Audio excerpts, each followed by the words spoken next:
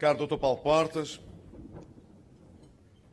cumprimento também os nossos candidatos a deputados, quer o nosso cabeça de lista, Luís Montenegro, quer o primeiro nome indicado pelo CDS-PP aqui em Aveiro, o Dr. João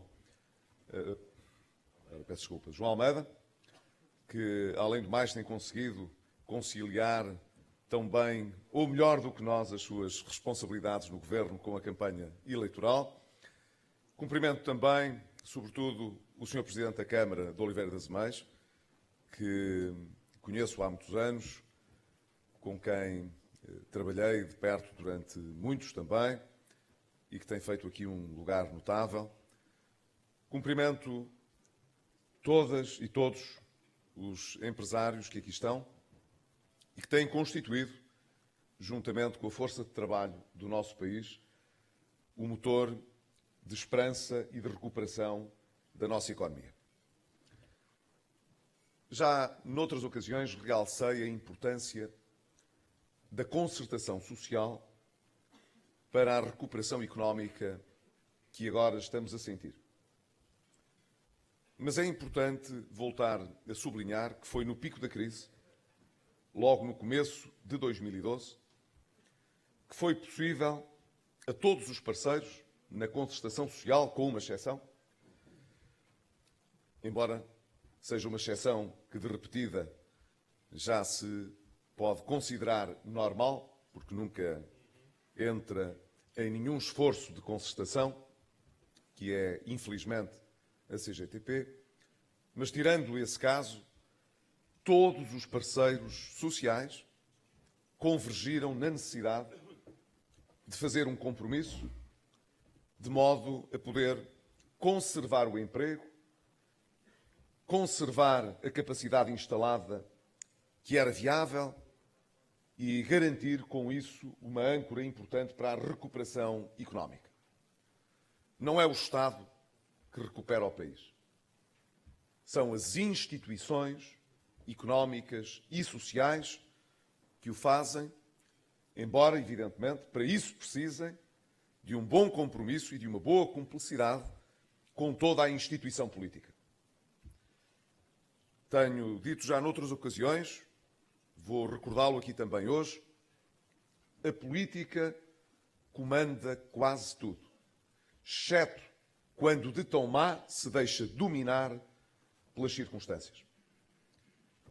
Se durante tanto tempo estivemos no nosso debate público dominados pelos problemas financeiros e económicos, foi justamente porque no passado a política falhou.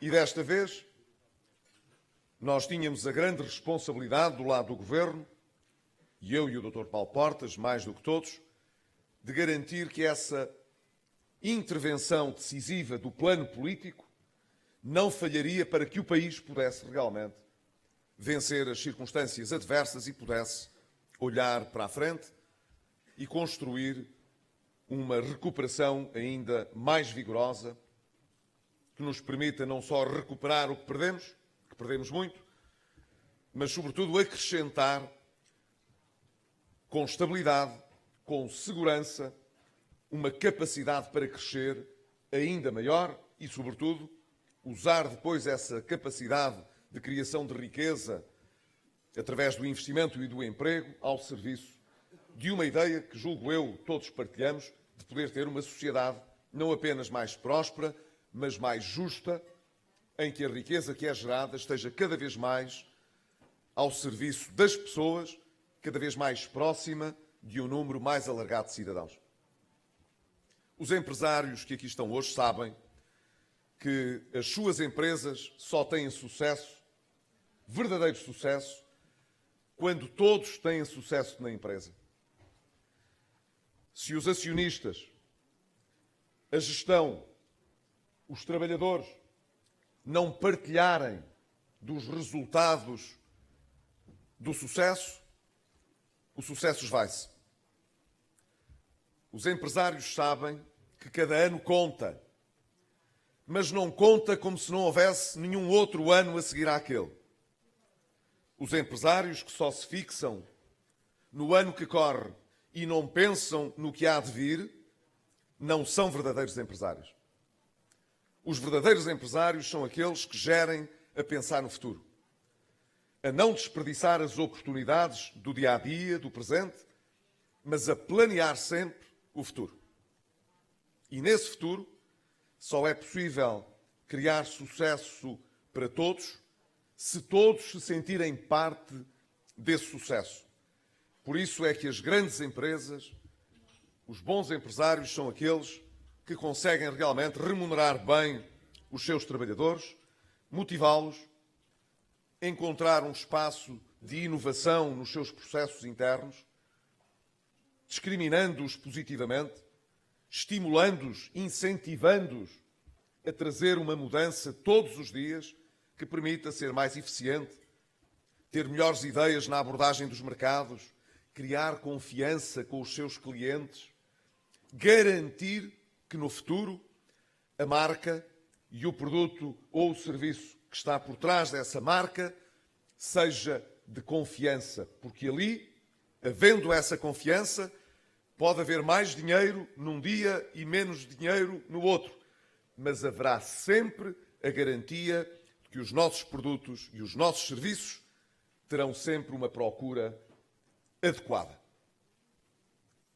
Quero dizer-vos que isso é essencial quando olhamos para o país como um todo na mesma.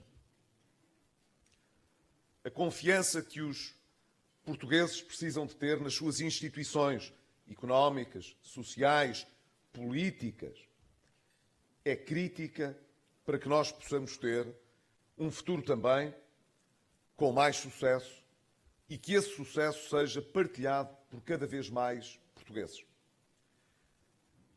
No passado não foi sempre assim. Reafirmo aqui, nós conseguimos com as políticas sociais, com as prestações sociais, corrigir injustiças ainda maiores na forma como o rendimento se apresenta entre todos os portugueses. Na verdade, essas desigualdades são muito cavadas em Portugal.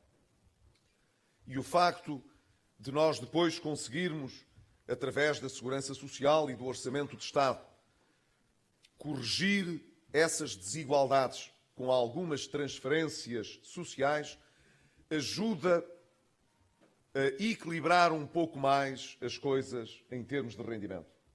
Mas nós sabemos que, mesmo assim, o desequilíbrio é muito grande.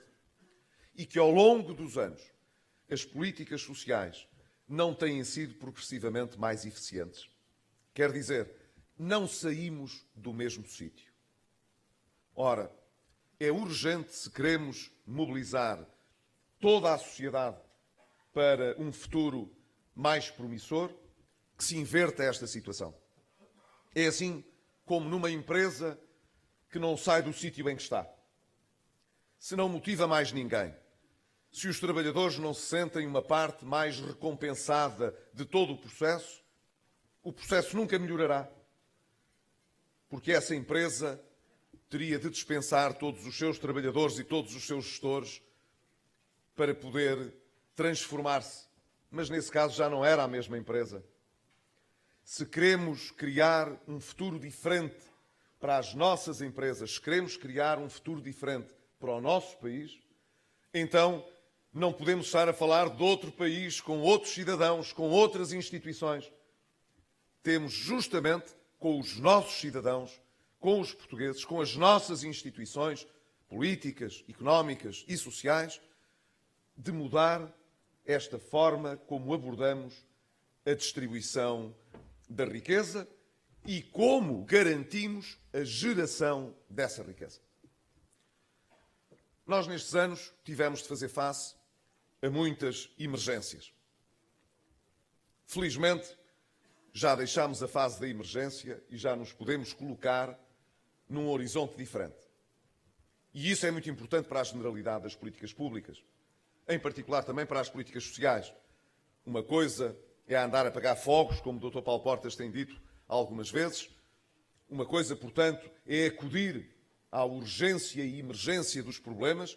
Outra coisa é planear o futuro partindo do princípio de que as pessoas cada vez mais participarão dos resultados que estão a melhorar das políticas prosseguidas no plano económico e social e que, portanto, podemos passar de uma gestão da emergência para a gestão do desenvolvimento. Não há dúvida, a política é muito importante, deixá-la aí novamente para o fim, mas tudo o que pudermos fazer na base da confiança que traz o investimento, garantir realmente que aproveitamos bem todos os recursos que temos à nossa disposição para os colocar ao serviço de uma economia ainda com maior dinamismo, ganha uma importância crescente. Ora, justamente, como aqui foi recordado há pouco, nós garantimos para os próximos 7 anos um volume de financiamento europeu, de fundos europeus, que pela primeira vez, desde que estamos na União Europeia, desde que estamos na Comunidade Económica Europeia, porque foi por aí que começámos, e que tivemos acesso a fundos estruturais e a fundo de coesão para melhorar a competitividade do nosso país, a grande maioria desses fundos estará justamente dirigida, direcionada para a competitividade da economia, quer dizer, para as pequenas e médias empresas no essencial. Mesmo os fundos destinados à ciência e à inovação, que vêm por essa via, que vêm, portanto, através do Portugal 2020, até esses fundos terão de ser, pelo menos em 50%, absorvidos pelas nossas empresas. O nosso objetivo é os centros de investigação, desenvolvimento e inovação que recebem esses fundos têm de os colocar, na maioria, ao serviço das empresas. Aquelas que querem fazer uma investigação a pensar num futuro mais distante têm outras fontes de financiamento. Podem se candidatar ao programa Horizonte 2020, que é um programa diferente, ao qual todos os centros de investigação, estejam eles nas universidades ou noutras instituições, se podem candidatar. E aí estamos a falar de fundos só para a ciência. Mas quando estamos a falar de fundos para a ciência que têm de estar ao serviço da economia, como é o caso, então esse dinheiro tem de ser aplicado a melhorar os processos produtivos, a levar mais inovação para as nossas empresas, isto é, tem de ser colocado ao serviço das empresas e da competitividade da economia. E é o que está a acontecer. Quero, na sequência do que disse o Dr. Paulo Portas, que deu uma perspectiva do que se está a passar com a execução desses fundos, transmitir-vos o quadro mais geral. Porque agora interessa saber, na totalidade dos fundos, o que é que está a acontecer. Mas não sei antes recordar, em primeiro lugar, que fomos dos primeiros países a fechar o acordo de parceria com a Comissão Europeia, em toda a Europa. Fomos dos primeiros países, e quando digo dos primeiros países, digo destacadamente dos primeiros países, a ver aprovados os seus programas operacionais.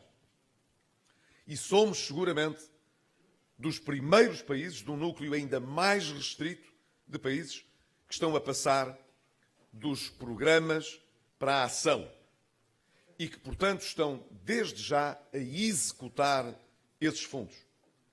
Escuso de vos dizer que, comparado com o que se passou há 7 anos atrás, a diferença é completa. Mas deixem-me dar-vos esse retrato preciso. Nós abrimos já cerca de 450 concursos no âmbito do Portugal 2020. E o valor de fundos europeus que estão em concurso somam já mais de 7 mil milhões de euros. As candidaturas que foram apresentadas, insisto, no total dos fundos, foram mais de 24 mil. E aquelas que já estão aprovadas são quase 3 mil. Com rigor, 2.969. Era a informação que detínhamos até ao final do mês de agosto. este investimento que está associado aos projetos de candidatura já aprovados significam quase 2 mil milhões de euros. Quase 2 mil milhões de euros. 1.998 milhões de euros de candidaturas que já estão aprovadas. Confirmou-me há pouco o Sr. Secretário de Estado, o Dr. Castro Almeida, que recebemos justamente até esta semana os pedidos de reembolso que as empresas apresentaram e que nós temos qualquer coisa como liquidações que começarão a ser feitas até ao final deste mês. Quer dizer, uma vez que os pedidos de reembolso já chegaram entre a semana passada e o princípio desta semana, que está a findar, o mais tardar, até à próxima semana, os pagamentos deverão ser feitos como é normal. E são, reparem bem, dos quase 2 mil milhões de euros de impacto de projeto de financiamento, de investimento total, isto representa, em termos de fundos europeus, cerca de 1.200 milhões de euros que passarão de Bruxelas para as empresas portuguesas. Isto até ao final deste mês.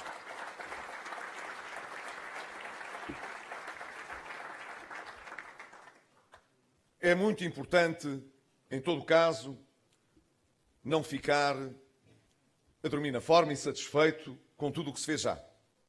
E sei que, ao nível do Governo, Dr. Castro Almeida, Pedro Gonçalves, também o José Diogo Albuquerque, estarão a preparar uma forma de tornarmos ainda mais célere nos mecanismos de aprovação a execução dos projetos e creio que eles, oportunamente, terão a ocasião de tomar as decisões que são relevantes para que estes processos possam ainda ser mais rápidos e tenho a certeza ninguém levantará problemas com isso, porque até o principal partido da oposição, que se atrasou tanto na execução do CREN há 7 anos atrás, agora acha que nós temos de andar mais depressa e executar mais rapidamente. Portanto, tenho a certeza que as decisões que se venham a tomar proximamente para acelerar ainda mais essa execução não será criticada por nenhum partido da oposição. Segunda nota mais rápida que aqui vos gostaria de deixar. Nós, nestes anos, corrigimos aspectos muito relevantes da situação que herdámos no país. Não é possível explicar o que aconteceu nestes 4 anos sem definir o ponto de partida. O ponto de partida era um país que se dirigia a um abismo financeiro. E isso afetava não apenas o Estado e as finanças públicas, mas, como todos sabem também, aqui nesta sala, afetava as empresas. Porque afetou o sistema financeiro deixou de se conseguir financiar. Se os bancos não têm dinheiro, as empresas e as famílias também não podem ter. É assim. O país, todo ele, pagou uma fatura muito grande por este processo. Esse processo, no essencial, foi corrigido. Às vezes as pessoas têm alguma dificuldade em perceber porque é que as coisas demoram um certo tempo a ser corrigidas. Ainda hoje de manhã me encontrei com um jovem que me vinha colocar justamente este problema da dívida. Porque é que a nossa dívida durante um certo tempo continua a aumentar? E eu lembrei-me de uma imagem que tinha acabado de acontecer um pouco antes, quando entrámos no Moliceiro, e foi preciso, depois já de ele ter arrancado, voltar atrás para apanhar alguém que se tinha atrasado e que ainda queria apanhar a viagem connosco. E, evidentemente, quando o barco ia acelerar, até ter conseguido parar e voltar atrás, demorou um certo tempo. Não é possível recuar no mesmo instante, voltar no mesmo instante ao ponto de partida. Há uma inércia que tem de ser vencida. Essa inércia, no que respeita à dívida pública, chama-se déficit. Como sabem, enquanto há déficit, há dívida. É mesmo assim. Aqui há algum tempo também li uma imagem muito interessante que aqui gostaria de usar, esperando que o autor não leve a mal, que é o Dr. Pedro Romano. Tem um blog que é público e, portanto, tendo lido, achei muito curiosa aquela imagem a propósito de um comandante que vai num petroleiro e o dirige contra um iceberg. Ou um outro obstáculo, que em qualquer caso provoca um rombo enorme no casco. E, evidentemente, é grande a perda de crudo que se dá.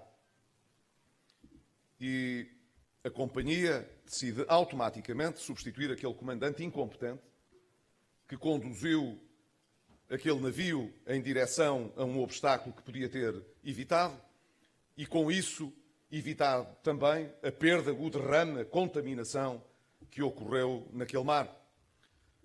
Simplesmente, quando nomeia um outro competente que vai tratar de resolver o assunto, a perda de crudo e a contaminação não para imediatamente. E às vezes até se dá o caso de, nas primeiras horas, ela poder ser ainda mais intensa do que no primeiro momento do embate. Não faz sentido estar a responsabilizar o comandante competente que está a resolver a situação pelo derrame que foi ocasionado pelo choque anterior.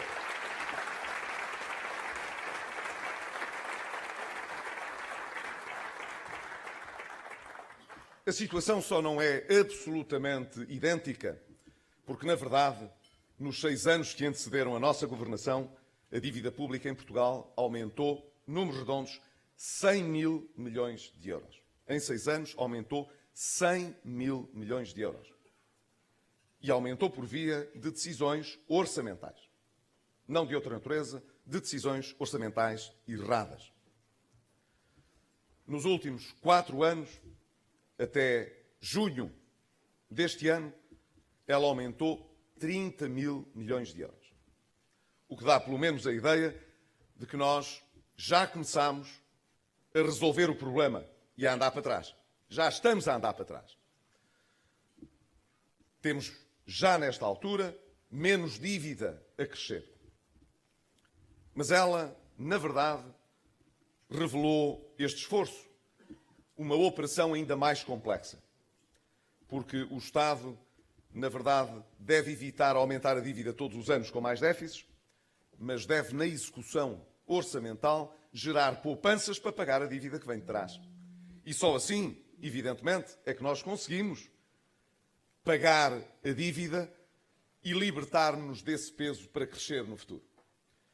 Ora, isso tem acontecido.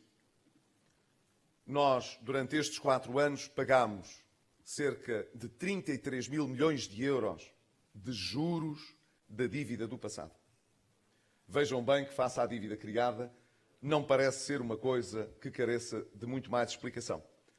Mas soubemos, recentemente, pelo INE, que o nosso rácio de dívida tem vindo a diminuir. E o INE assim o comunicou a Bruxelas. Até ao final deste ano, nós passaremos de um nível de dívida ligeiramente superior a 130% do PIB em dezembro do ano passado, para cerca de 125% até ao final deste ano. O que significa, portanto, que estamos a resolver o problema. Terceira e última nota que quero deixar. Nós sabemos, como eu disse no início, que foi a má política que nos trouxe a um choque muito duro com a realidade de 2011.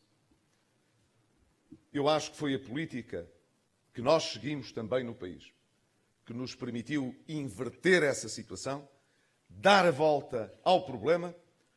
Não o fizemos só com o Governo, tivemos de o fazer com todo o país, com os trabalhadores, com os empresários, já aqui o sublinhei, mas não há dúvida nenhuma de que é a escolha política que vamos fazer para o futuro que determinará se confirmamos este caminho de recuperação agora com mais possibilidades, com outro vigor, ou se deixamos as coisas numa situação em que não sabemos se confirmará ou não esta tendência que temos vindo a seguir, ou se não virá um conjunto de novos obstáculos a que os próximos governos, e em particular o que sair destas eleições, possa responder pelo comando político necessário para garantir o resultado a que queremos chegar.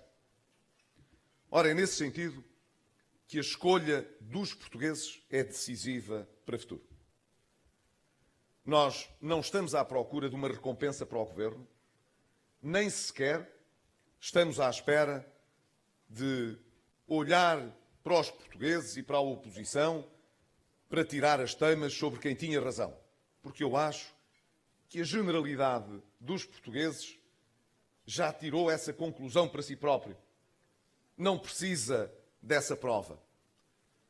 O que nós queremos mesmo é saber se o país continuará ou não a confirmar um caminho que nos traga estabilidade, que nos traga a confiança necessária para que cada vez mais seja importante e atrativo investir no nosso país, dar um quadro de estabilidade na área fiscal, na área económica, que reforce os fatores de confiança para o futuro. Eu estou convencido que essa resposta será dada pelos portugueses nas eleições.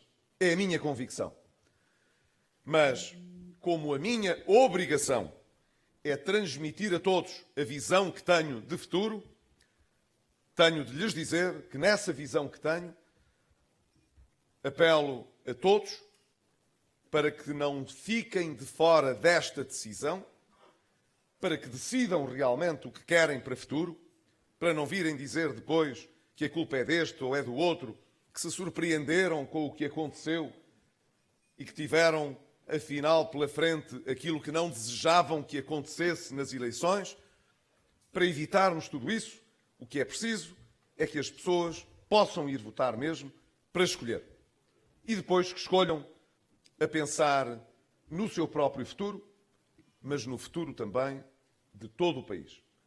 E se for assim, como nós, quer eu, quer o Dr. Paulo Portas, quer muitos outros que nestes anos se colocaram ao serviço do país para o unir, para que as dificuldades fossem superadas, todos nós só conseguimos ter sucesso até hoje no fundamental porque contamos com os portugueses e confiamos neles.